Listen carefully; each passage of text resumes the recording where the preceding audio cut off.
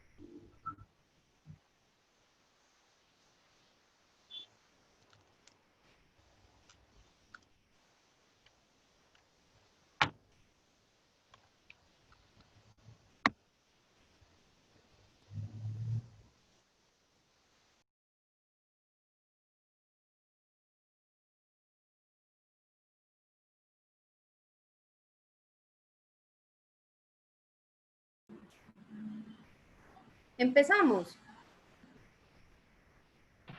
Cuando quieras, profe. Bueno, saludos cordiales para todos los asistentes. Para el equipo de trabajo del Laboratorio de Educación Financiera, es muy satisfactorio tener estos espacios para compartir y debatir temas relevantes en el ámbito financiero y económico. En esta oportunidad, como miembro del Comité Académico del Laboratorio de Educación Financiera, quisiera comunicarles a ustedes que el laboratorio tiene un nuevo coordinador, que es el profesor Diego Ramírez Gómez, al cual le damos una cordial bienvenida. También el equipo de trabajo quiere recordar a todos los asistentes que el laboratorio es un espacio para acceder en tiempo real a información de los mercados financieros y de capitales. Somos un punto de bolsa y tenemos 2 sedes, una sede en Ciudad Universitaria y otra sede en la sede de posgrados. Debido a la contingencia que estamos viviendo en este momento, el laboratorio está haciendo esfuerzos para realizar los procesos de formación a través de la utilización de medios virtuales. Asimismo, se está realizando formación empresarial de acuerdo a las necesidades que cada empresa presenta.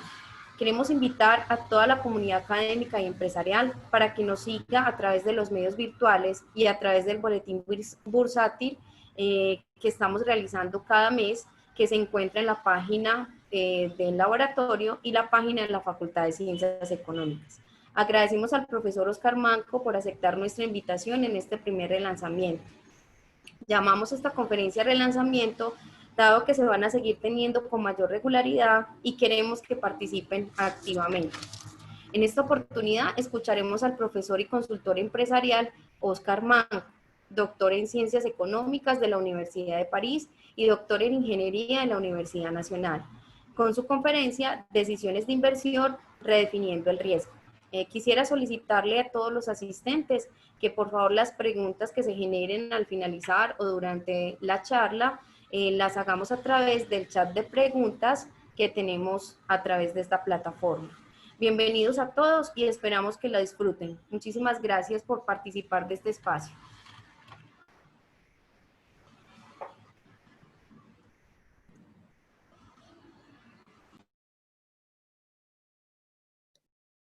Muy bien, muy buenas tardes a todos y todas. Antes que nada, muchas gracias a la universidad por la invitación y por justamente sacar el espacio para que este tipo de discusiones se presenten. Básicamente, lo que yo voy a hacer es hablar de cómo hemos venido nosotros tratando el riesgo, no solamente desde la academia, sino también desde las aplicaciones corporativas, toda vez que el ejercicio de inversión ha venido migrando mucho y esa mutación también hay que tener de alguna forma las herramientas para que nos permita adelantarnos frente a las eventualidades y en ese orden de ideas también de alguna manera empezar a compartir no solamente conocimiento desde la teorización, sino también desde la experiencia. Antes de iniciar, quiero preguntar si están viendo todos la presentación. Sí, Oscar, se ve perfectamente. Ok, bueno. Dicho lo anterior, entonces voy a comenzar simplemente y la agenda que les voy a proponer es una agenda que incluso pues tiene algunas connotaciones académicas. Comenzaremos hablando un poco del problema que hemos identificado, una serie de objetivos, metodologías propuestas, aplicaciones por supuesto. Concluiremos sobre los escenarios que seguramente vamos a trabajar y finalmente algo de futura investigación que seguramente se desprende de todo esto que les quiero yo mencionar. Dentro de esa agenda, lo primero que vamos a hacer es discutir sobre el problema identificado. Y es que los elementos de riesgo o la cuantificación del riesgo, de alguna manera ha venido mutando, como lo mencionaba ahorita en la introducción, dentro del ejercicio de identificación de factores externos, internos y la modelación que de alguna manera nos permite reconocer si efectivamente estamos haciendo bien la tarea o no, hemos encontrado una serie de descalces o una serie de zonas oscuras. Y lo menciono toda vez que ahorita recientemente o con lo que nos hemos enfrentado es algo frente a lo que nadie estaba preparado. Si bien hemos tenido crisis financieras, las crisis financieras de alguna manera pues han venido recogiendo, han venido reconociendo choques de oferta o choques de demanda. En ese orden de ideas, hoy por hoy el choque viene por los dos lados, por la oferta y por la demanda. La economía claramente se puso en coma y fue un coma inducido obligado. Y en esa línea nos tocó repensar de qué manera se venían haciendo las identificaciones y las cuantificaciones de los componentes de riesgo. Si bien hace rato veníamos mencionando que existían herramientas desde la teorización que nos permitía moderar el riesgo de la sistematicidad, es decir, cómo de alguna manera se van afectando las fichas a fin de que al final o la ficha final vaya presentando implicaciones, pues en esa línea lo que vimos ahorita fue que desde la práctica seguramente lo podíamos tratar y lo podíamos de alguna manera trabajar. Anteriormente, los indicadores de riesgo financiero eran esa puerta de entrada que teníamos desde la medición, desde la cuantificación, a ver si efectivamente veníamos haciendo bien las cosas desde lo financiero, explícitamente, como bien les menciono. Y habíamos incluso desarrollado herramientas y teoremas como incluso el valor en riesgo corporativo o el valor en riesgo de mercado o el riesgo de la operación o el riesgo de la liquidez o el riesgo de la solvencia o incluso la integralidad de todos esos elementos de riesgo. Habíamos incluso dado el paso a partir de la norma internacional de contabilidad de cuáles eran los elementos que nos iban a permitir de alguna forma medir y establecer un ejercicio que permitiera que incluso desde la gestión corporativa y la gestión de mercados tuviéramos un paso adelante, el establecimiento de condiciones de rentabilidad, el establecimiento también incluso de condiciones de aversión y condiciones también que permitieran a las personas tener elementos para el control y la gestión de su propia utilidad. Y nos encontramos entonces con lo siguiente.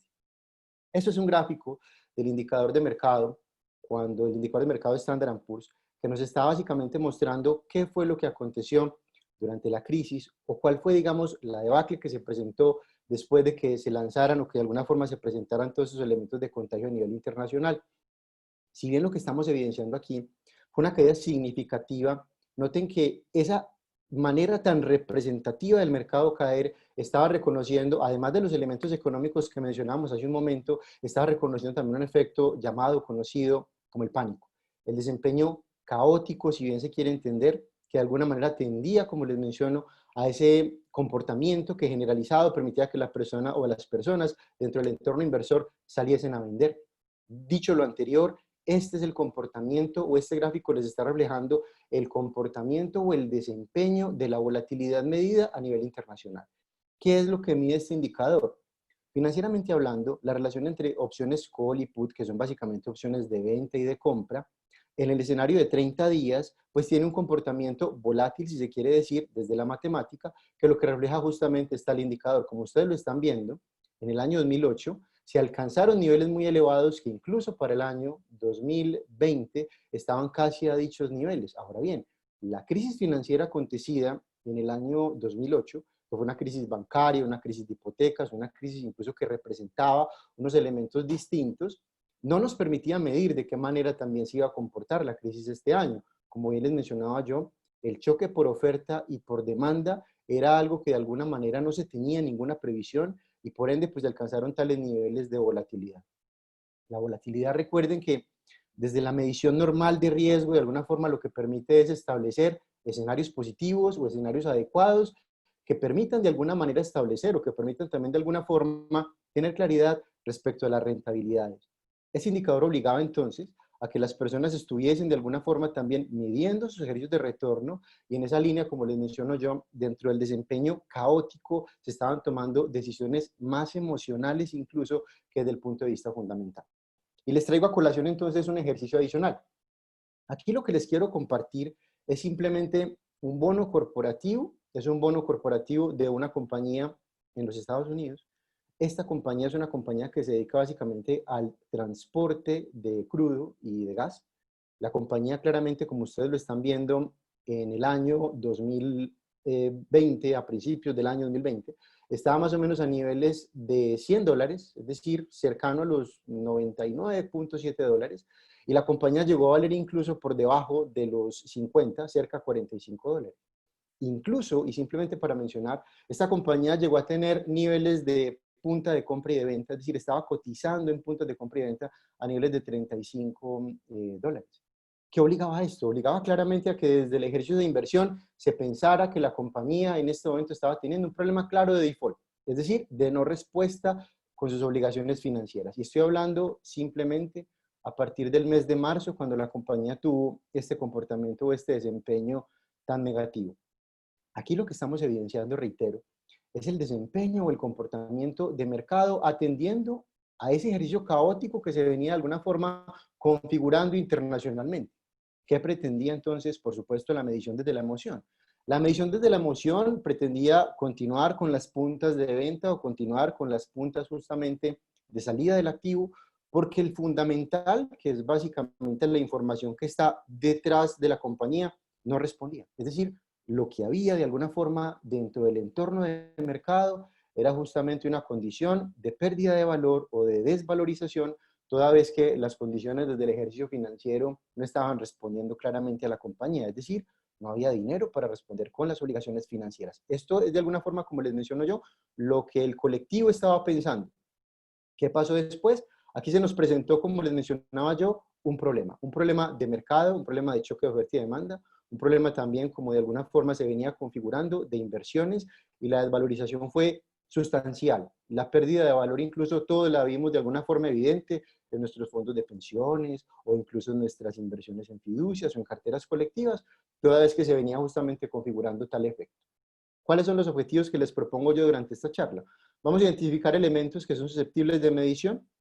Además de esto, por supuesto, la propuesta de alternativas que nos permite de alguna forma también tener claridad respecto a cómo hay que medir o cómo se puede enfrentar y de qué manera podemos incluso mejorar las condiciones actuales y proponer herramientas o de alguna forma también mecanismos que estén de alguna forma permitiendo medir estos componentes de riesgo que, como les mencionaba yo, se traducen directamente en las decisiones de inversión a las cuales todos estamos expuestos, no solamente desde el ámbito de mercado, que esto quiero dejar claridad, sino también desde el ámbito corporativo, porque las inversiones todos los días se están adelantando, si bien desde el componente de compra o venta de activos en el mercado, también desde el componente de qué hacer con este excedente que tengo para poder adelantar mis inversiones en la compañía. Entonces surgen diferentes metodologías. Y la primera que les propongo es el desempeño o el comportamiento de los sistemas complejos, la complejidad.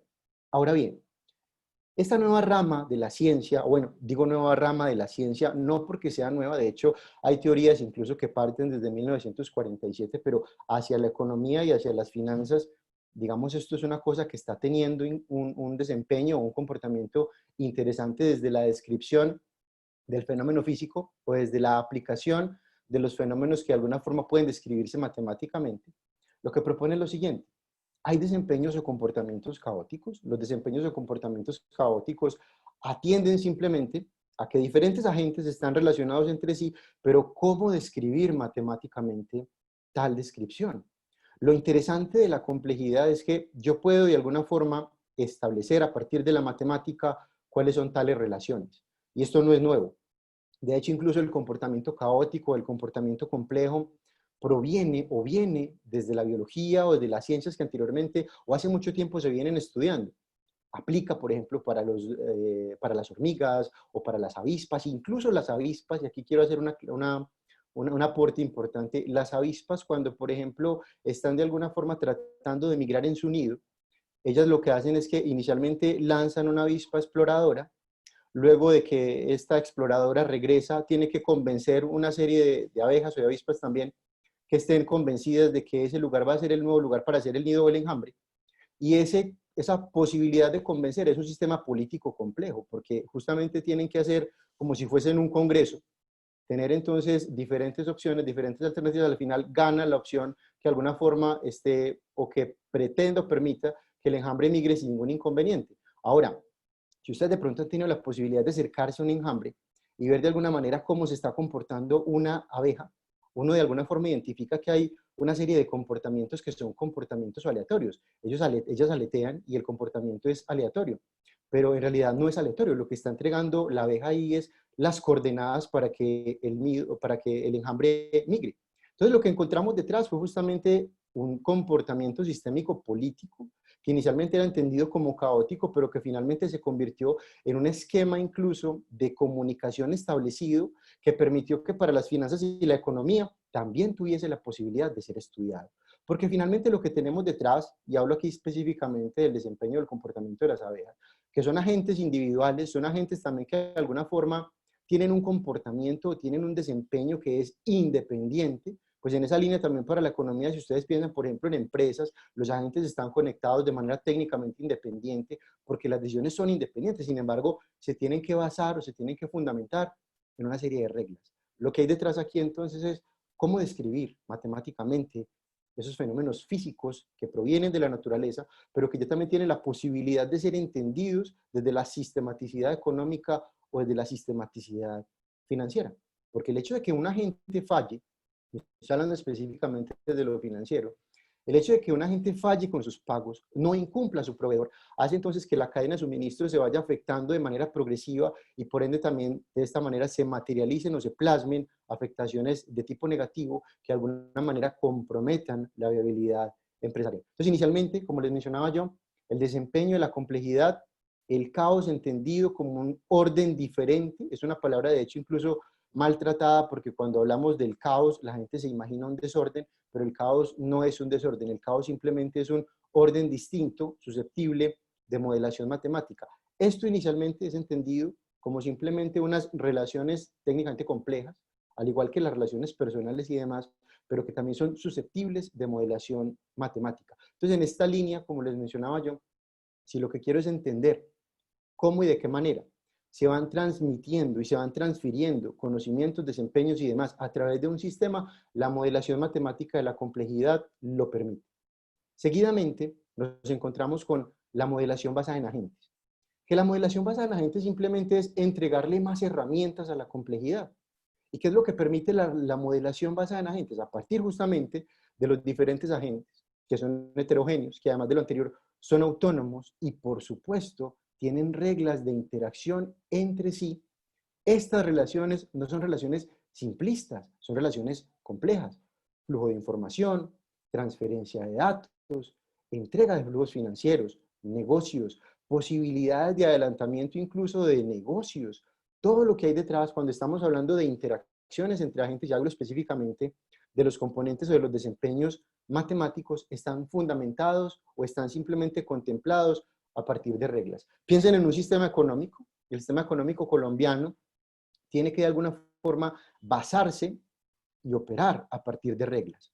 Les voy a poner un ejemplo sencillo. Piensen, por ejemplo, en la regla fiscal.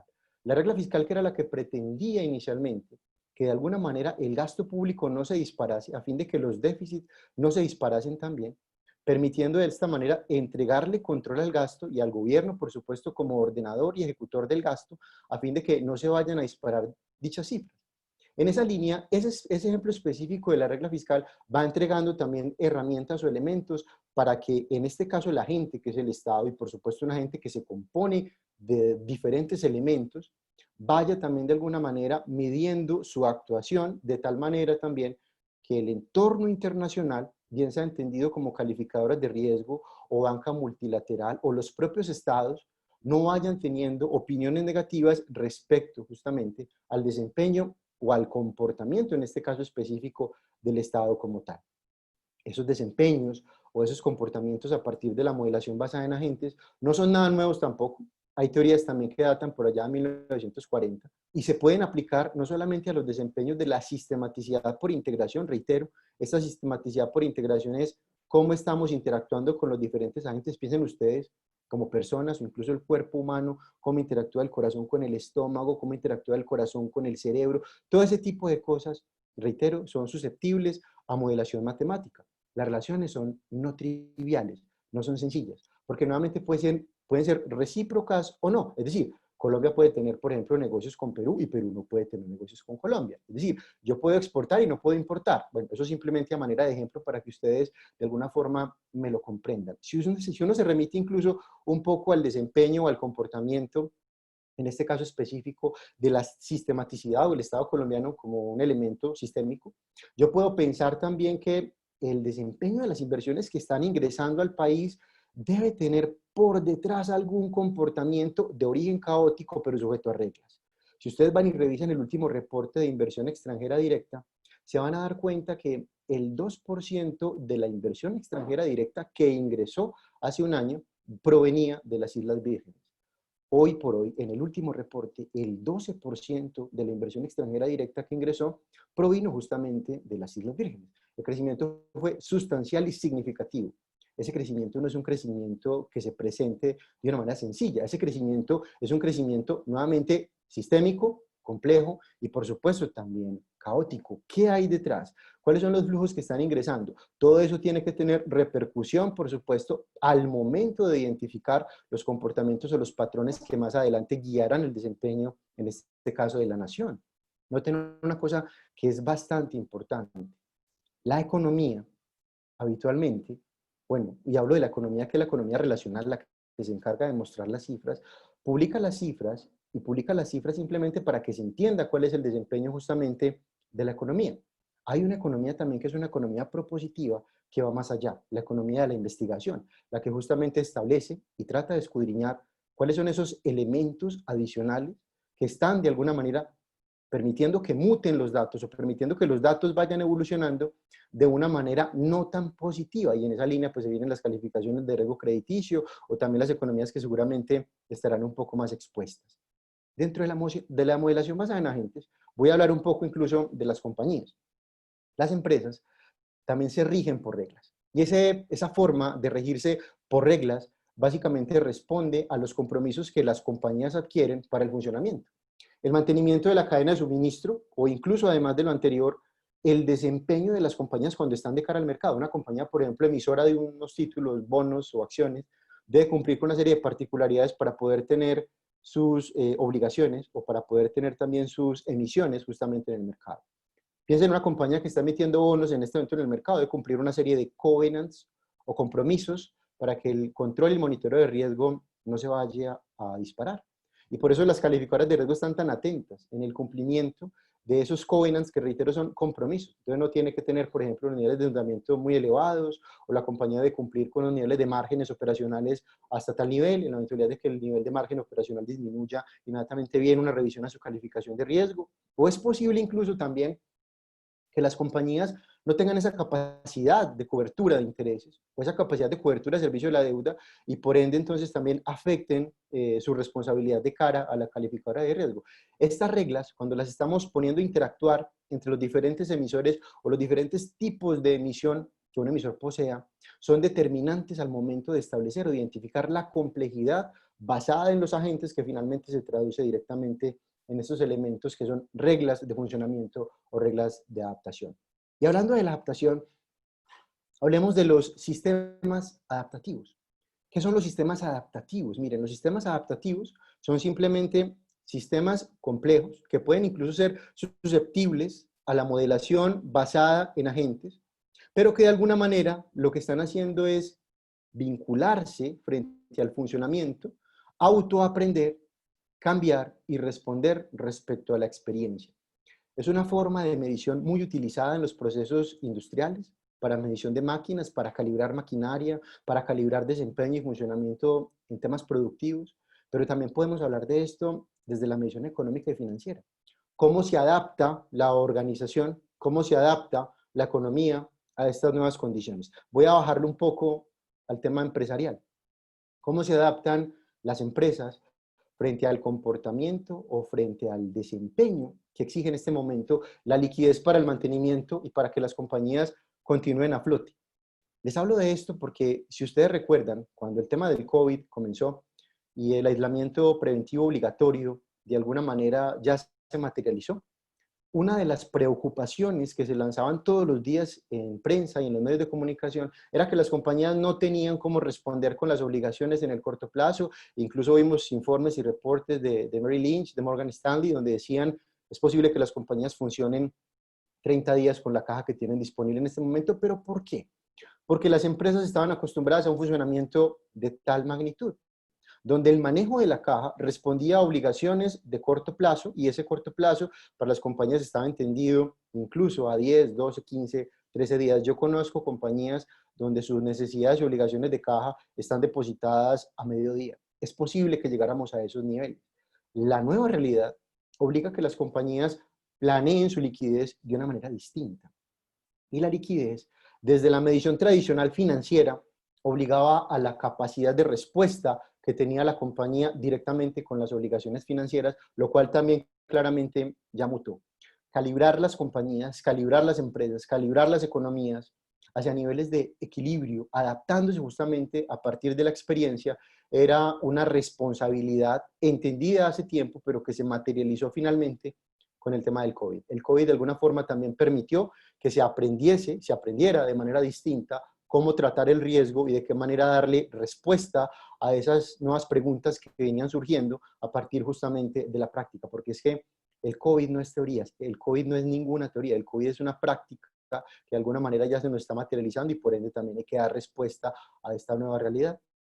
Noten una cosa, las finanzas tradicionales, y hablo aquí como financiero estudioso del tema, las finanzas tradicionales que nosotros aprendimos, con las cuales le damos respuesta a las empresas, con las cuales le damos respuesta a los accionistas y a los grupos de interés, son finanzas que de alguna manera se vienen reescribiendo y se vienen escribiendo desde el año 50 aproximadamente, cuando las teorías de equilibrio y las teorías también de generalización de las necesidades y las respuestas de mercado eran las que estaban de alguna forma entregando los elementos o las herramientas para lo cual los gestores financieros estaban de cara a las decisiones.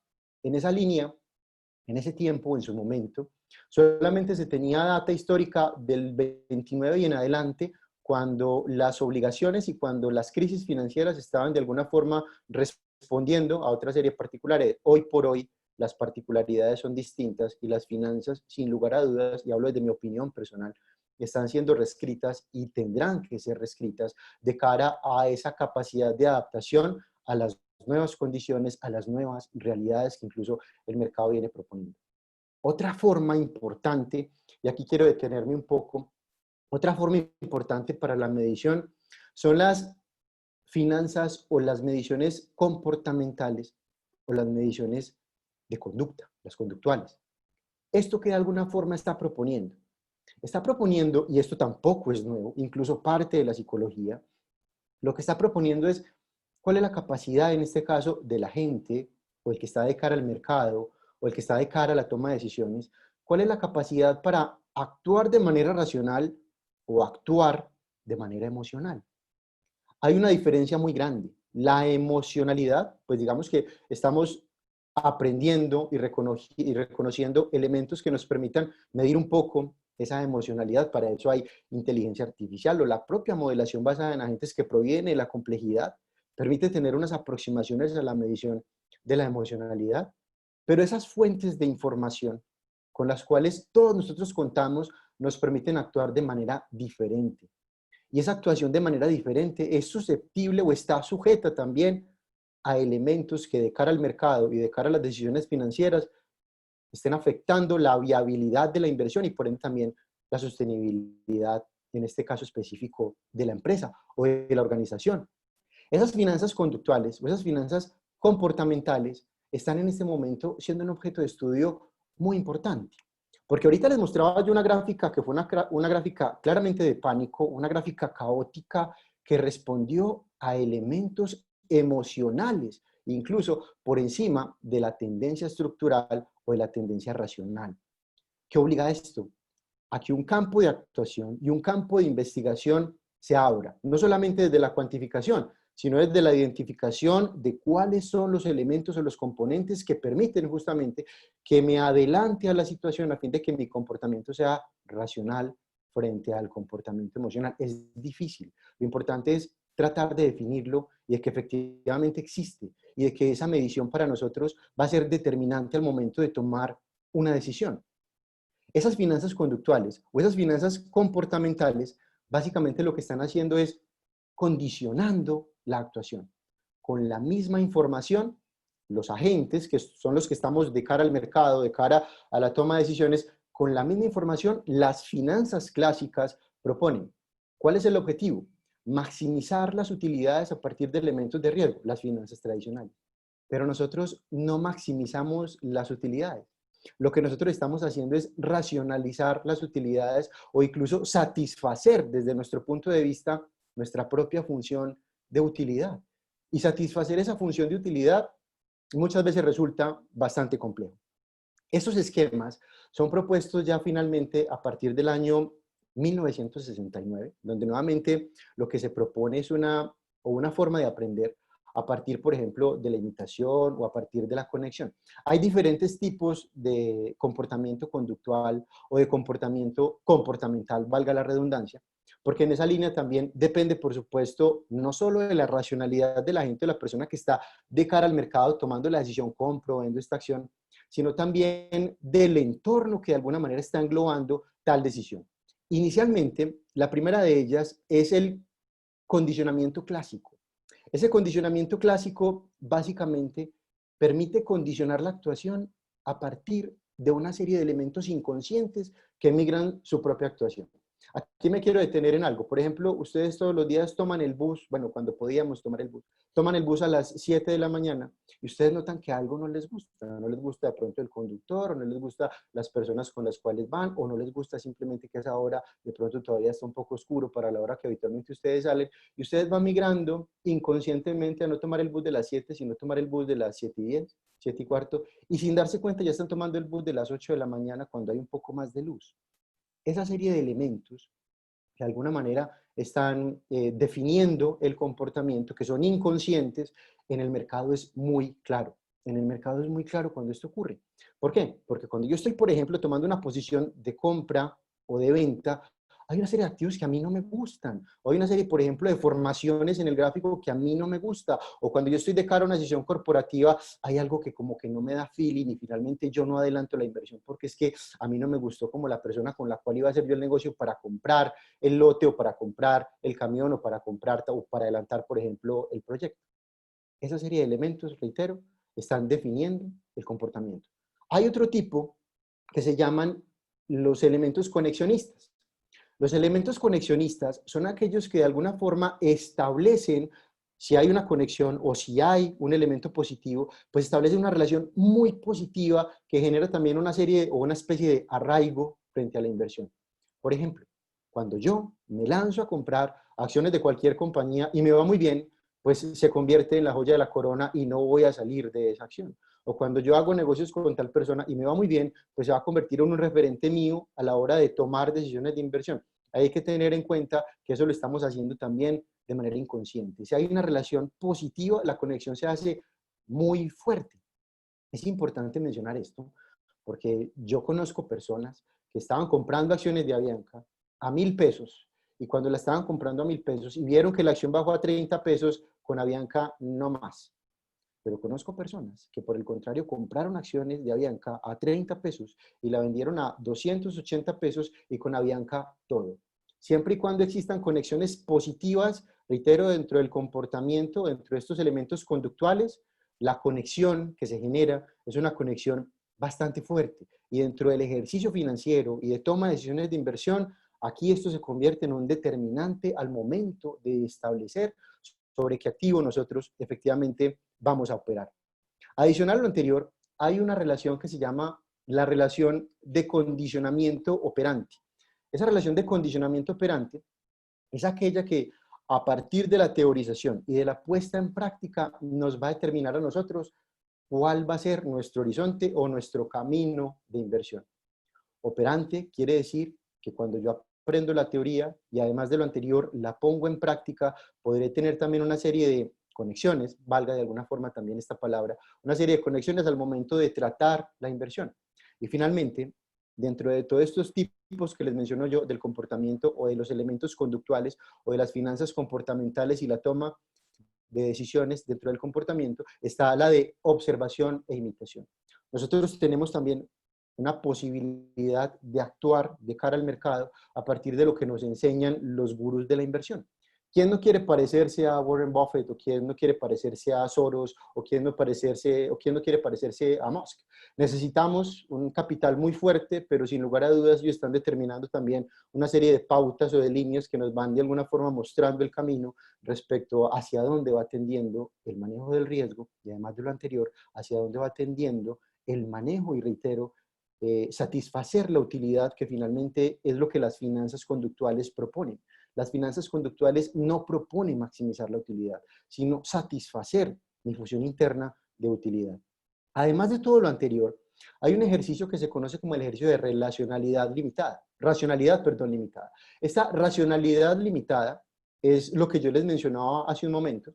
Cuando en las finanzas clásicas se hablaba específicamente de que yo maximizaba la utilidad, en este momento hablamos de que la utilidad para mí lo que busca o lo que pretende es ser o estar satisfecha en función de lo que yo espere. Y además de todo esto, miren, el modelo de fama que propone una caminata aleatoria, y además de lo anterior, es un modelo de la década de los 50, y además de lo anterior, ese modelo de fama con el cual nosotros estudiamos la teorización de los portafolios y que luego finalmente fue integrado por Markowitz en ese ejercicio de la frontera eficiente y demás, ese modelo de fama lo que proponía era que el mercado tenía tres tipos de eficiencias: una eficiencia fuerte, una eficiencia semifuerte y una eficiencia débil. Es decir, el mercado era eficiente dentro de la racionalidad, que ahorita les mencionaba incluso, y la emocionalidad, este comportamiento o este desempeño comportamental.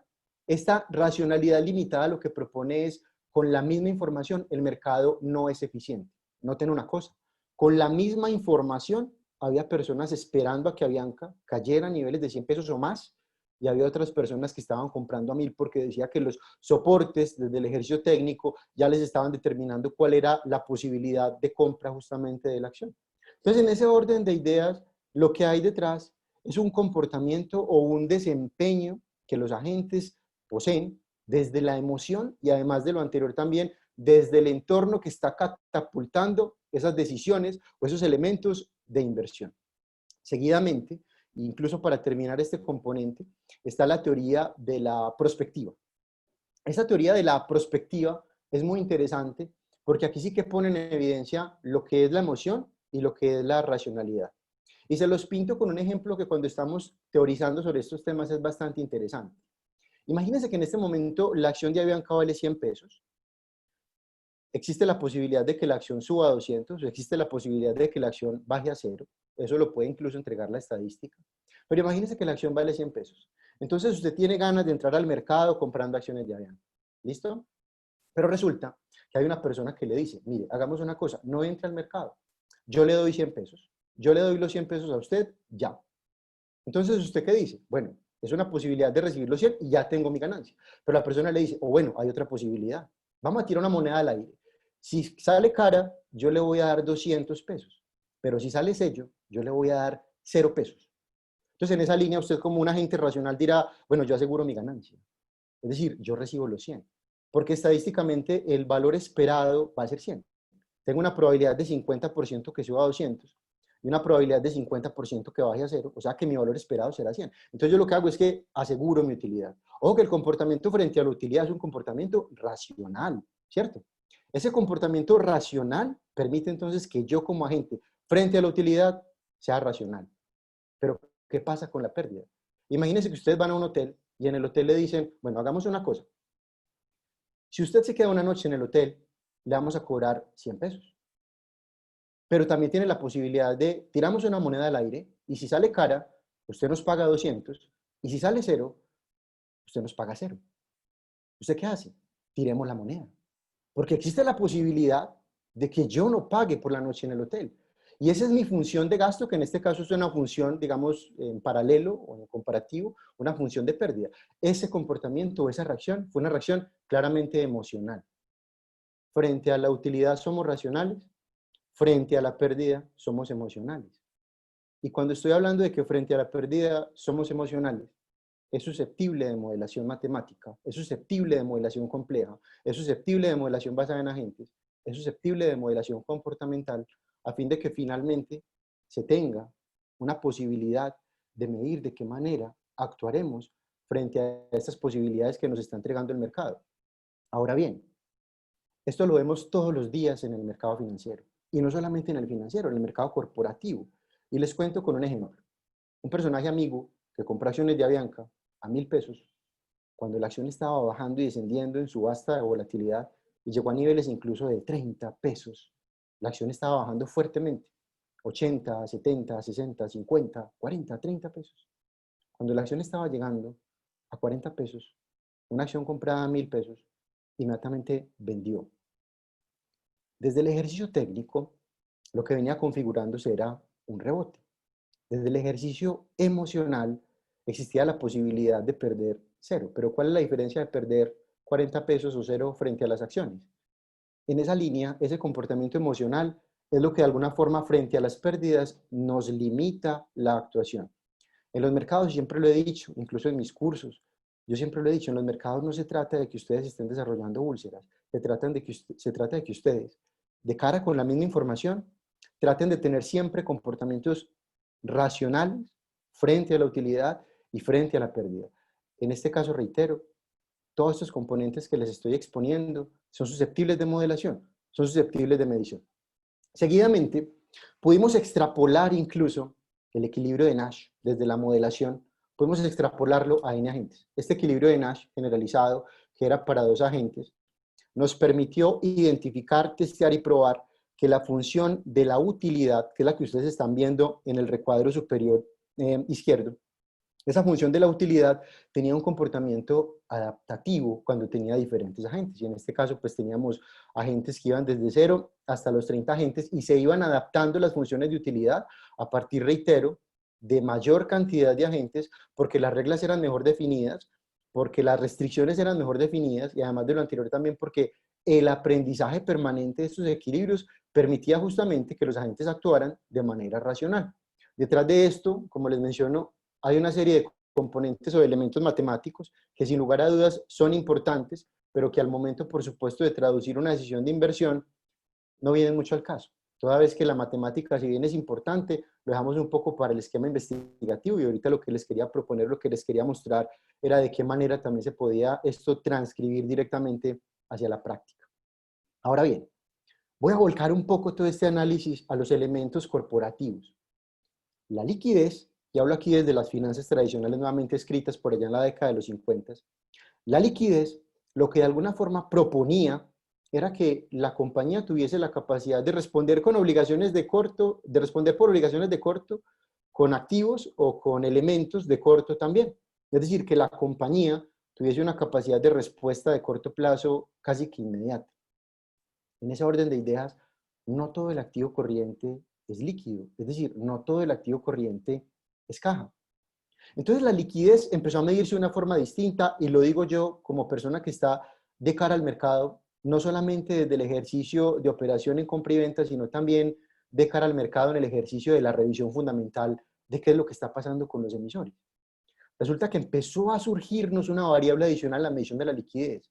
Además de la caja, que era la disponibilidad, las inversiones financieras temporales, también existían los créditos de corto plazo que estuviesen aprobados. ¿Para poder qué? Para poder dar respuesta a las obligaciones financieras, dar respuesta a las obligaciones con el Estado, que de estas yo no me libro, a las obligaciones con los proveedores y a las obligaciones con los salarios, y finalmente, pues en la eventualidad de que de alguna forma se tuviese contemplado los dividendos asociados directamente a los accionistas.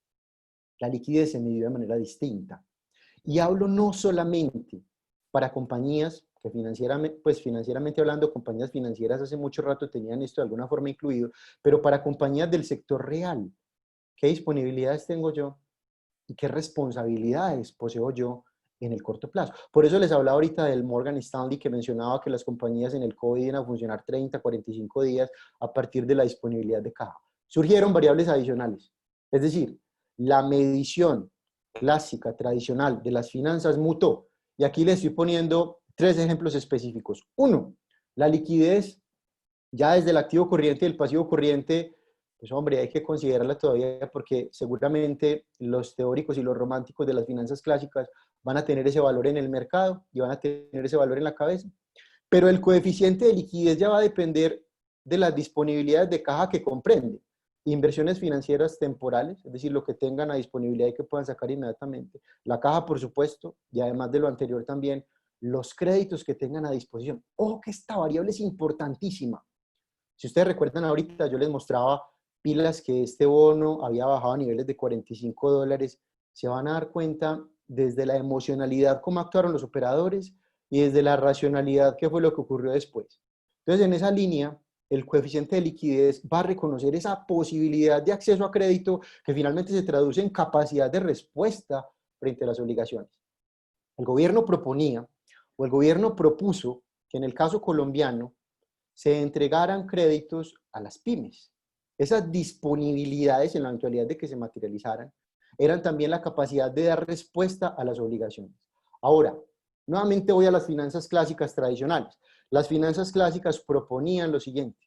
¿Cuál es el objetivo básico del financiero? El objetivo básico del financiero es hacer máximo o maximizar el retorno para los accionistas en este caso.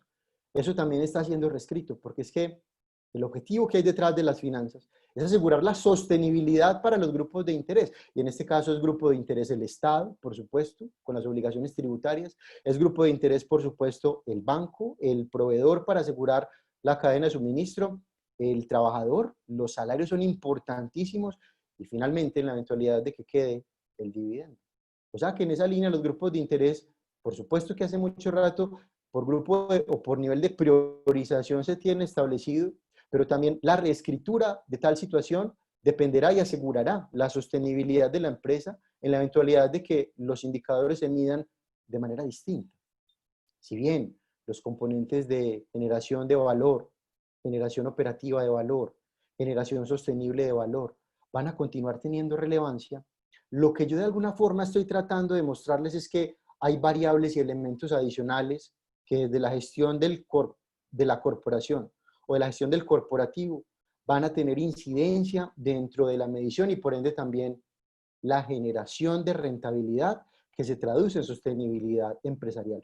El pleno uso de los activos, la eficiencia en el uso de los mismos, cómo operativamente la compañía muta y permite adaptarse a las nuevas necesidades, es un elemento funcional y fundamental al momento de asegurar, reitero, la sostenibilidad de la empresa, que va más allá de lo que los textos teóricos proponen, que es el cumplimiento de ese objetivo que inicialmente era básico, pero ya no es un cumplimiento de un objetivo básico, de una multiplicidad de objetivos que permiten o aseguran la sostenibilidad de la compañía.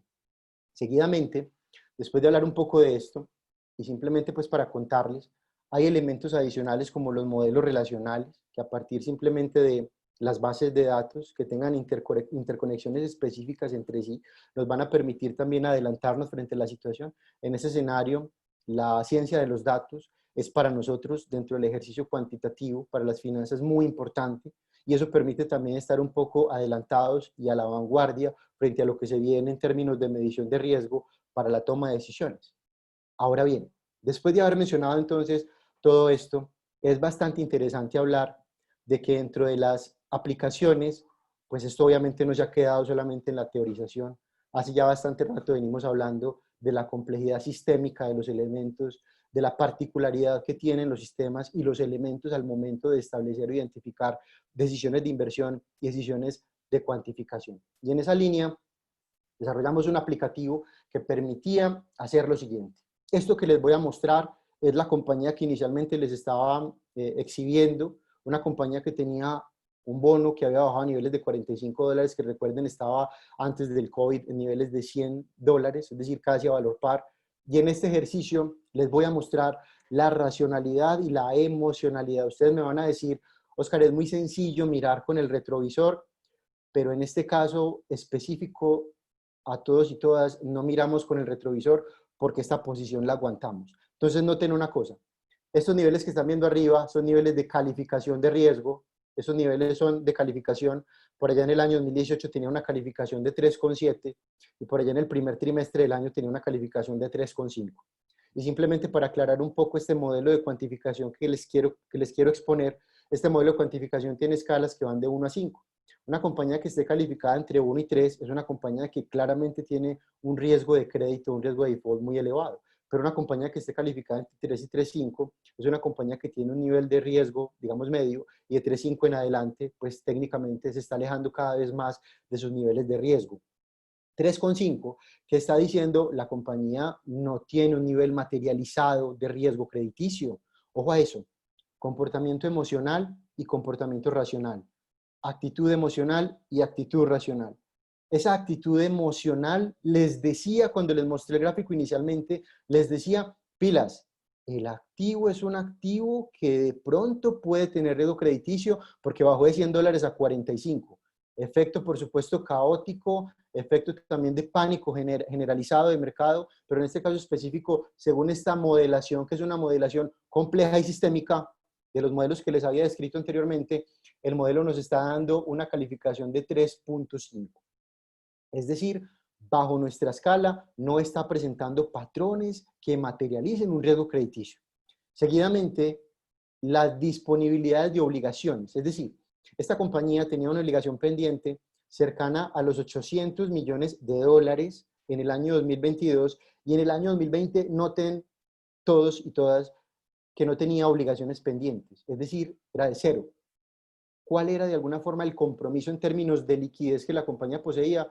Técnicamente ninguno frente a obligaciones financieras, pero tenía que responder, por supuesto, con su cadena de suministro, proveedores, trabajadores, obligaciones estatales, y en la eventualidad de que así fuese accionista. Sin embargo, la compañía canceló el dividendo, dijo, no voy a pagar dividendo, o sea que me quedo con estos tres grupos de interés, que van a ser entonces el Estado, los proveedores y los trabajadores a partir de los salarios. Pues les cuento que la compañía tenía disponibilidades también en su caja de créditos para poder dar respuesta a estas eventualidades, de tal manera que no incumpliera con su cadena de suministro y también, además de lo anterior, cumpliese con las responsabilidades que tiene con trabajadores y cumpliese también con las obligaciones que tiene estatales. Nuevamente, lo que hay detrás de esto es racionalidad frente a la pérdida, como les mencionaba yo.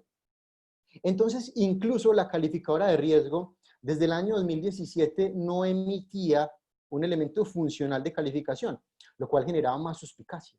¿Por qué? Porque entonces el operador de mercado, lo que estaba pensando, lo que tenía en mente era, la calificadora no la califica hace tiempo, no hay una nota de calificación, está en este momento descendiendo a niveles de 45 un activo que históricamente ha estado en 100, yo como que mejor no le juego a esta inversión. La calificadora daba entonces incluso una señal adicional que afectaba la emocionalidad, reitero, del operador. Y este fue el resultado. El resultado entonces, si ustedes lo recuerdan, habíamos mostrado la gráfica hasta que bajó esos niveles de 45 y el resultado es que hoy por hoy la compañía está cotizando a niveles de 98,99, casi nuevamente los niveles de valores par que ahorita incluso les mencionaba. Comportamiento racional frente al comportamiento emocional. Recuerden que no reaccionamos igual frente a la utilidad que frente a la pérdida. Frente a la utilidad somos racionales. Frente a la pérdida somos emocionales. Y reitero, nuevamente para efectos de medición y de cuantificación de riesgo, es importante establecer o es importante determinar que debemos tomar decisiones de inversión sujetas, y hago no específicamente aquí el mercado, sino también incluso decisiones de inversión corporativas sujetas a los elementos racionales que se nos vienen entregando. Y la reescritura, por ende, también de tales elementos racionales. Noten que lo que quiero yo evidenciar con esto es que ese desempeño emocional, que es un gráfico que estoy tomando simplemente de manera aleatoria porque casi todos los activos financieros reaccionaron de esta manera, de alguna forma está reconociendo que detrás el fundamental bien medido actuó de manera racional frente al desempeño de inversión. Claro, reitero, no me juzguen porque estoy mirando con el espejo retrovisor, porque no lo estoy haciendo. Muchachos, a niveles de $45 la posición se aguantó. Y la posición se aguantó para que en este momento el portafolio nuevamente estuviese a esos niveles de valoración que casi al inicio de la crisis financiera COVID-19 se presentó. Nuevamente, y simplemente para plasmar otro ejemplo, en este momento en Colombia, las adecuaciones para tasa IBR, pues digamos que tienen el siguiente comportamiento. A mediano y largo plazo, el desempeño, pues la IBR, que es el indicador, pues, digamos, indicador bancario de referencia, que es a partir del cual los bancos se prestan entre sí, en este momento se encuentra en 2.658. Nuevamente, aquí hay un comportamiento que de alguna forma, bueno, un elemento que está definiendo una valoración o una valuación que permite recoger los dos componentes, el racional y el emocional. Pero nuevamente, detrás de esto, pues existe todo el tema de la complejidad a la cual ahorita yo de alguna forma les hacía bastante hincapié. Entonces tenemos que en este momento el indicador bancario de referencia está en 2.6580 en el spot, es decir, hoy está a 2.6580, pero noten el comportamiento de esa curva. Dentro de 4 años, dentro de 3 años, dentro de 6 años, va a tener un comportamiento ascendente. Ese comportamiento ascendente lo que está reconociendo es que las tasas de interés seguramente van a continuar descendiendo hasta los próximos 6 meses, 12 meses y nuevamente van a comenzar a recuperar. Es decir, si hoy yo tengo una deuda indexada al IBR, yo estoy pagando 2.6580% más seguramente el spread de riesgo que el banco me está cobrando. Pensemos que somos una institución y no somos solamente una persona natural, sino una institución a la cual seguramente pues, le indexan este tipo de particularidades de crédito. Ahora bien, noten una cosa.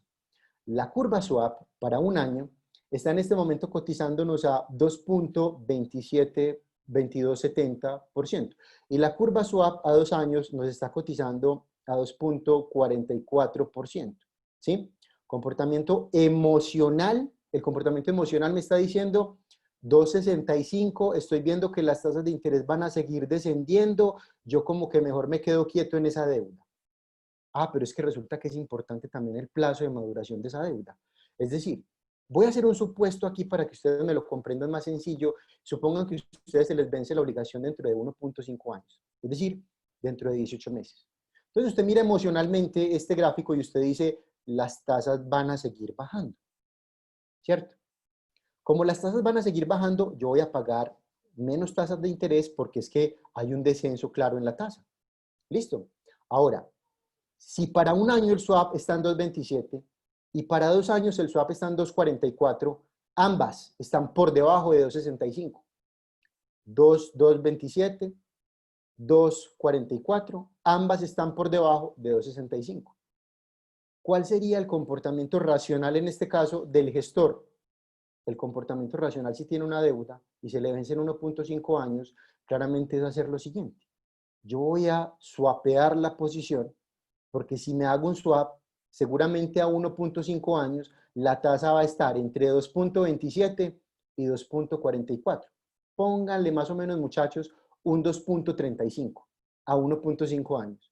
Si swapeo la posición a 2.35, claramente yo disminuyo el costo de la deuda. Comportamiento emocional, comportamiento racional. Esa disminución del costo de la deuda seguramente seguirá tratándose de manera tradicional, como lo hemos hablado en los cursos de finanzas hace bastante tiempo, y es que el costo de la deuda permite que los costos de capital disminuyan y por ende también yo afecte positivamente el comportamiento del valor empresa.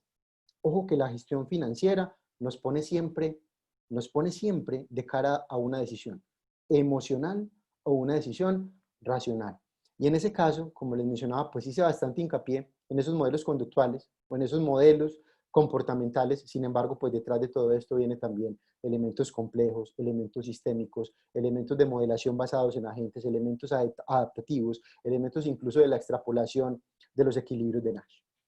Voy a concluir sobre esto y simplemente quiero mencionarles que los cambios en la cuantificación y en la cualificación están entregando diferentes escenarios para que nosotros, desde las finanzas, incluso desde la gestión económica, estemos hablando de nuevas tendencias y de nuevas corrientes. Esto es innovación financiera. Se habla mucho de las fintech, que las fintech son innovación aplicada a las finanzas. Eso es tecnología aplicada a las finanzas, las fintech.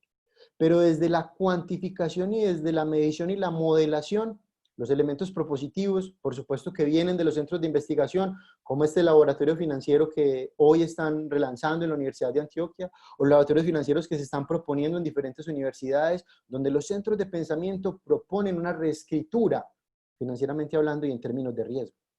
Las finanzas, tradicionalmente, hablan de la generación de valor, pero tienen que repensarse, tienen que reescribirse a la luz de la sostenibilidad. Ahorita les mencionaba yo de la conexión que hay con la liquidez, que es totalmente distinta y también totalmente propositiva, porque incluso, yo les voy a hablar con total franqueza, yo he sido docente de finanzas hace ya 15 años, y desde hace 15 años a la fecha, la liquidez la medíamos igual, la liquidez la medíamos sin ninguna variante. Nos propone la nueva realidad que la liquidez se mida a la luz de las disponibilidades finales totales de caja que la compañía posea, y por supuesto también de las obligaciones que tenga desde el punto de vista de corto plazo, y hablo aquí, como les mencionaba ahorita en ese indicador, desde el punto de vista de corto plazo, que son de alguna forma innegociables, y en esa línea, pues la compañía comprometa, conecte esa viabilidad de liquidez respecto a la viabilidad del crédito. ¿Por qué? Porque nosotros incluso también tenemos esa dicotomía. O evalúo la liquidez o evalúo el crédito. Pues resulta que es que el crédito a corto plazo es liquidez. Entonces, cuando yo conecto esas cosas, que nuevamente es una interacción o una interrelación propositiva en el ejercicio, no solamente académico, sino práctico, estoy adelantando o dando un paso adelante frente a las decisiones de inversión. Nosotros estamos proponiendo alternativas no tradicionales, no lineales, no específicas, no generalizadas, no usuales. Simplemente son alternativas que pueden estar al alcance, no solamente teórico, sino al alcance práctico, para que la estrategia y la sostenibilidad de la compañía se asegure. Aquí está, digamos, ese pincelazo que le queremos dar. Cuando nosotros estamos estudiando valoración de compañías, la valoración de compañías, y cuando en los cursos iniciales de valoración se menciona, la valoración de compañías se compara con un elemento artístico. La valoración de compañías es un arte, porque finalmente entender la complejidad de la empresa para volcarla a hojas de cálculo resulta en muchas ocasiones bastante difícil. Esa complejidad es susceptible de medición o de modelación a partir de esas herramientas no tradicionales. Y por eso la innovación financiera tiene muchísimo de arte, porque estamos reconociendo y recogiendo elementos de la naturaleza que inicialmente o anteriormente no se tenían establecidos dentro del desempeño económico, el desempeño financiero, pero que nos están permitiendo ir un poco más allá, ir un paso adelante. Esto es justamente la revolución financiera y la revolución económica que va a permitir que de Colombia, sin lugar a dudas, salga nuestro siguiente premio Nobel de Economía. Ahora bien, para futuras investigaciones, en futuras investigaciones yo simplemente quiero dejar aquí una enseñanza, y es que el camino es largo, académicamente hablando, pero a partir de ejemplos y del testeo, seguramente vamos a poder tener unos resultados bien adecuados. Hemos hablado de diferentes elementos, de diferentes formas de cuantificación, les he expuesto también elementos y particularidades reales. Hay incluso mucho por hacer, hay cuantificaciones de resiliencia, hay cuantificaciones también de vulnerabilidades, todo eso también a la luz de los elementos o los componentes que acompañan desarrollos también que hace bastante rato se vienen materializando en los desempeños económicos y financieros, como la inteligencia artificial, pero que hoy por hoy, desde el ejercicio propositivo, pues de alguna forma también obligan a que nosotros desde la academia y desde la práctica que estamos de cara justamente a todos estos elementos, identifiquemos o establezcamos una nueva forma o un nuevo camino para que las nuevas generaciones estén también de alguna manera proponiendo esta reescritura financiera y económica sobre la cual nosotros en este momento llamamos la bandera. ¿Alguna pregunta, muchachos? Sí, profe Oscar, ¿cómo estás? Muchas gracias por su conferencia. Realmente es un tema muy interesante conocer estos dos modelos que nos ayudan a pensar el comportamiento de los inversionistas racionales y emocionales. En este momento tenemos 4 preguntas. Voy a leer la primera. Es del señor Juan Esteban Díaz. Dice, ¿la racionalidad hasta cuándo se proyecta que va a estar afectada por los temas de la pandemia, en la pospandemia, para la toma de decisiones en carácter financiero? ¿Cómo invertir, comprar o iniciar o inyectar capital a un proyecto económico? Pues el riesgo pasa a segundo plano cuando se activa el instinto de supervivencia, como se ha evidenciado en los últimos 3 meses aproximadamente. Bueno, miren, una cosa importante es que en estos elementos relacionales y comportamentales no hay plazos, porque finalmente, recuerden que yo les hablaba ahorita de que hay diferentes corrientes. Hay una corriente que es el condicionamiento operante y otra que es de la observación y la imitación. Entonces, en esta línea seguramente los principales agentes, que son los fondos de pensiones o los fondos de inversión, van a determinar en gran medida ese comportamiento o ese desempeño desde la inversión. Pero es que además detrás de esto están los agentes económicos que son los globales, las economías globales, Estados Unidos. Ustedes no sé si de pronto han visto varios memes donde a la Fed la proponen o la ponen como la que salva y le inyecta siempre alguna decisión para que el mercado no se descuelgue, para que el mercado continúe reaccionando, incluso a partir de los elementos de riesgo. Noten que los datos macroeconómicos vienen hasta bien y uno se pregunta y se cuestiona ¿y qué es lo que hay detrás? Hay justamente una afectación desde la emocionalidad que a las inversiones de a pie como a ustedes o yo, pues nos afecta desde el ejercicio de inversión. Entonces, hablar de plazos va a ser bastante complicado. Y noten que los economistas, cuando están de cara a las presentaciones, siempre mencionan o que la recuperación va a ser en B, o que la recuperación va a ser en U, o que la recuperación va a ser en W. No hay consenso, porque con eso también hay diferentes opiniones. Si a usted le están diciendo en este momento que la recuperación va a ser en U, pues claramente va a ser un escenario lento en la parte baja, y ese escenario lento en la parte baja va a ser un escenario de salida de inversión. Pero si le están diciendo escenario en W, claramente le están diciendo desde la emoción, pilas entonces que hay que atender a rebotes progresivos, caídas progresivas, y en esa línea esté atento a fin de que de pronto no lo vayan a sacar de la fiesta. Entonces no hay consenso tampoco con esto. Mi recomendación siempre, desde la racionalidad, lean, investiguen, llénense de información, que eso es lo que les va a permitir a ustedes tomar decisiones por lo menos un poco más juiciosas. Muy bien, profe. Hay otra pregunta de un espectador anónimo. Dice, desde el punto de vista de lo público, las finanzas actuales generarán pérdidas proyectadas sin una cima clara. ¿Qué puede hacer el Estado para solventar dichas pérdidas? Es decir, ¿es pertinente que el Estado invierta en un colchón financiero para salvaguardar las finanzas en lugar de brindar beneficios socioactuales? En este caso, ¿se puede hablar de utilidad racional?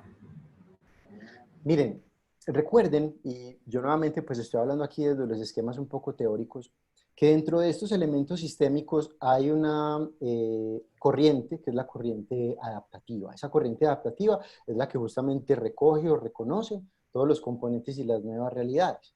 Si bien el tejido empresarial o la economía de la sociedad depende de que las compañías continúen a flote, pues obviamente detrás también hay connotaciones y elementos sociales, porque es que el consumo o las preferencias de consumo depende también de si las personas tienen o no dinero en el bolsillo, pero para lograr eso, la complejidad del sistema requiere que las personas tengan dinero, que las empresas funcionen, que la cadena de suministro no se vaya a afectar, que se presenten promociones, días como por ejemplo el día sin IVA. Entonces yo creo que el Estado no puede desatender ninguna de las dos ramas. Lo social es importante. Noten ustedes que incluso España, Estados Unidos, México, bueno, México se viene hablando del tema, pero incluso Chile ya están hablando de una renta básica para las personas más necesitadas, y eso por supuesto lo que tiene detrás es, a la luz del escenario de consumo, que las empresas no se vayan de alguna manera pagando o desactivando de manera progresiva. Entonces todas esas conexiones que son complejas, que son difíciles por supuesto, más aún cuando están de cara a elementos y corrientes políticas, responden o deben reconocer una sostenibilidad y el aseguramiento de las condiciones no solamente empresariales, sino nacionales en general. Entonces, en esa línea yo creo que no se puede desatender ninguno de los dos componentes. Finalmente, nosotros como inversionistas o como decisores desde las finanzas dependemos mucho de que el dinero esté circulando. Y esa circulación de dinero, por supuesto que tiene que atender a los dos elementos o los dos componentes, el social y el empresarial. Bueno, muy bien. El señor Carlos Castaño pregunta, en el análisis tradicional, contar con mucho dinero disponible, efectivo, se considera ineficiente debido a que sería mejor tenerlo invertido para generar beneficios mayores y no pérdida de poder adquisitivo de la moneda. Ante este nuevo panorama, ¿cómo cambiaría la interpretación de mantener dinero disponible? Muy bien, yo me voy a poner un poquito la capa de docente y les voy a responder con lo siguiente. Miren, hay algunos teóricos de las finanzas clásicas tradicionales que hablan de una rotación de caja. La caja no rota, la caja tiene que rentar, pero la caja tiene que rentar a la luz de los niveles de aversión a riesgo que tenga el gestor o que tenga la compañía. Porque yo no puedo poner a rentar esa caja o no puedo poner a generar rentabilidad esa caja en acciones en este momento, por ejemplo, altamente especulativas como las acciones de Avianca. Entonces, en esa línea, si bien la caja tiene que rentar en lugar de rotar, la caja tiene que rentar a la luz de la aversión a riesgo, pero pilas, que como les mencionaba yo ahorita, el objetivo no es la maximización de la utilidad. El objetivo es que la utilidad, de alguna manera, esté reconocida a nivel de mi preferencia. Es decir, que la utilidad responda a la preferencia del nivel de utilidad que yo quiero. Porque, reitero, reaccionamos racionales a la utilidad, reaccionamos emocionales a la pérdida. Entonces, cuando ponemos la caja a rentar, tenemos que tener claridad respecto a qué hacer con dicha caja. Y en esa línea hay que ser bastante también prudentes, más aún en los escenarios actuales, donde hay incertidumbre y la incertidumbre nos genera emocionalidad. Carguémonos de acciones de Avianca, compremos acciones de Avianca. Ojo a eso, a todos y todas. Pilas, que lo importante aquí es que conectemos los elementos racionales dentro del ejercicio de decisiones financieras. Muy bien, profe. Tengo otra pregunta también del profesor Carlos Castaño. Dice, en investigación financiera, ¿podrían tomar más relevancia los estudios de caso que los análisis generalizados? Yo creo y soy un convencido de que la teorización es fundamental. El elemento de teorización propositiva es fundamental. Aquí yo creo que todos los que estamos apasionados con estos temas tenemos que ponernos también la camiseta de proponer nuevas herramientas, pero no podemos desatender el elemento práctico. Y ese es un problema muy grande que nuestras universidades y nuestros centros de pensamiento en gran medida poseen, porque tenemos teóricos muy buenos, pero en la práctica cuando nos volcamos a tomar decisiones, entonces estamos tomando decisiones basadas en la teoría, pero es que en la práctica la situación funciona de manera distinta. Reitero, si nos vamos a un libro en este momento de finanzas tradicionales y clásicas, ustedes absolutamente todos van a revisar una medición al unísono de la liquidez. Pero hoy, en un escenario post-COVID, la liquidez no se mide como la teoría lo propone. La liquidez se mide como las compañías lo tienen que enfrentar y esa conexión no se puede desatender. Por eso, el nivel experimental en la teorización financiera es que están haciendo las compañías y que están haciendo los inversores, porque finalmente son los que determinan cuál es esa conexión directa con el comportamiento teórico. Y ahí yo creo que la conexión es muy importante y también bastante enriquecedora. Muy bien, profe. Tengo una pregunta del señor Carlos Ignacio Múnera. Dice, ¿recesión corriente o depresión profunda en unos meses? Bueno, una buena pregunta. Eso yo creo que es una pregunta también bastante lanzada a lo económico. Cualquier cosa que yo le diga en este momento va a quedar aquí grabada. Cualquier cosa que yo le diga puede pasar. Hay escenarios que hablan de recesión, hay escenarios que hablan de depresión. Entonces, en esa línea, digamos que yo me quiero salir un poco por las ramas, más aún porque el elemento económico que hay detrás y político es bastante fuerte. Mire que si nosotros estuviéramos atendiendo un escenario de recesión, Estados Unidos hubiese presentado unas peticiones de desempleo muy superiores a las que presentó. Entonces, aquí se recompuso totalmente la evaluación y la decisión. En ese orden de ideas, yo lo único que recomiendo es estemos pendientes, porque muchas sorpresas nos vamos a llevar. Los que de pronto estaban muy negativos seguramente van a tener una situación no tan negativa y los que estaban muy positivos no van a tener una situación tan positiva. Yo creo que va a haber un nivel intermedio allí. Bueno, tengo una pregunta de Daniel Arias. Se habló de objetivo básico financiero. La definición clásica orienta la gestión a la maximización del valor para el accionista. La nueva definición es integral con los demás grupos de interés. Pero, ¿qué no es la maximización de valor para el accionista la consecuencia de una correcta gestión para los demás grupos de interés? Rotundamente no. Y les voy a explicar por qué. Resulta que les voy a poner un ejercicio bien sencillo. ¿Cuál es una de las situaciones o condiciones que afectaron el entorno financiero desde el fundamental, que son los datos que las empresas vienen presentando? Una de las situaciones que afectaron el comportamiento fundamental es que las compañías en Estados Unidos, incluso en Colombia, pero más en escala en Estados Unidos, comenzaron a recomprar acciones a partir de endeudamiento para poder reconocer el accionista plusvalías, que eran simplemente valorizaciones de las acciones, o se endeudaron para pagar el dividendo. El valor de la deuda, uno de los objetivos de la toma de deuda, es que yo con el uso del recurso que no es mío, el apalancamiento que hay detrás, pueda generar retorno sostenible.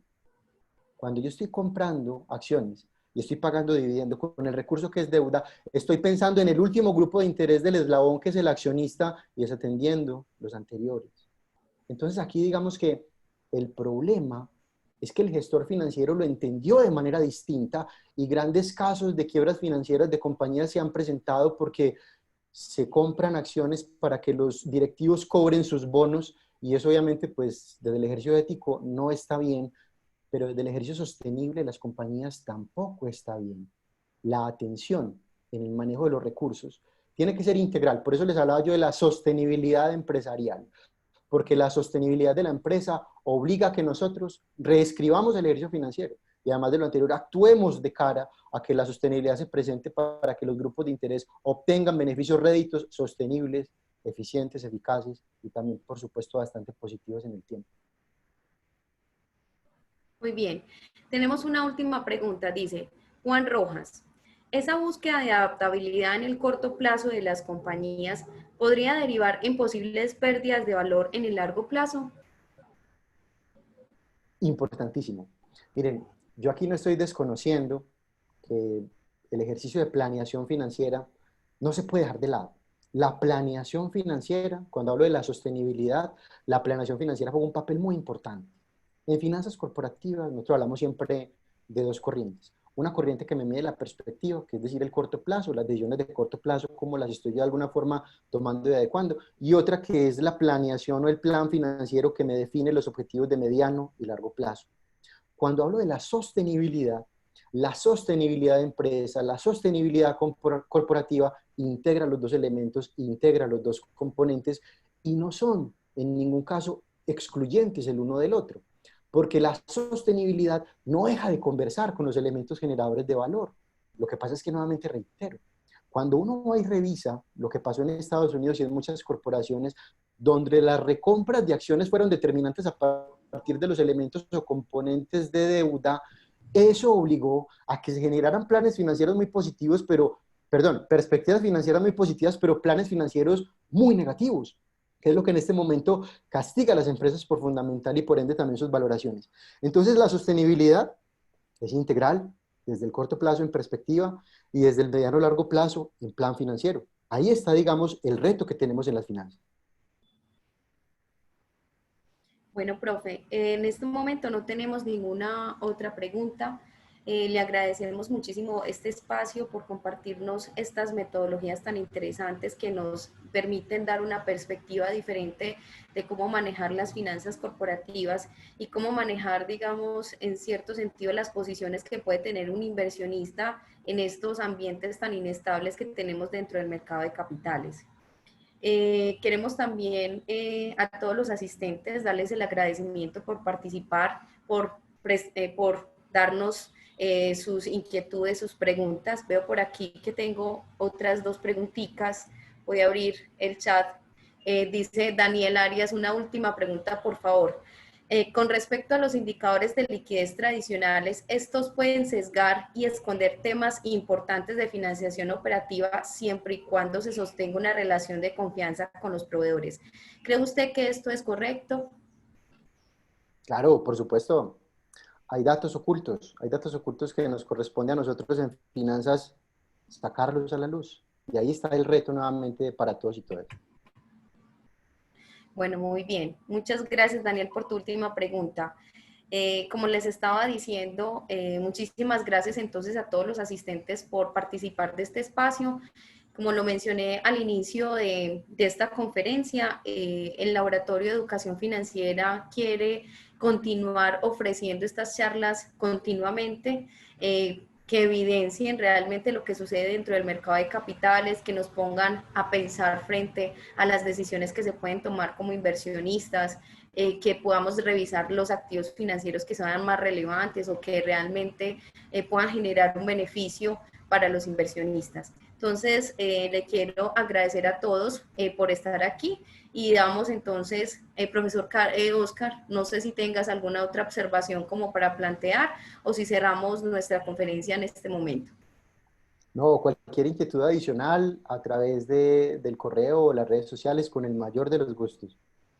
Muy bien, entonces también los invitamos para que ustedes estén muy conectados con las redes sociales del laboratorio y también de la página de internet del laboratorio, de la Facultad de Ciencias Económicas y de la Facultad de Ingeniería, dado que el laboratorio hace parte de estas dos facultades de la universidad. Muchísimas gracias entonces como a todos por participar. Muchas gracias, hasta luego.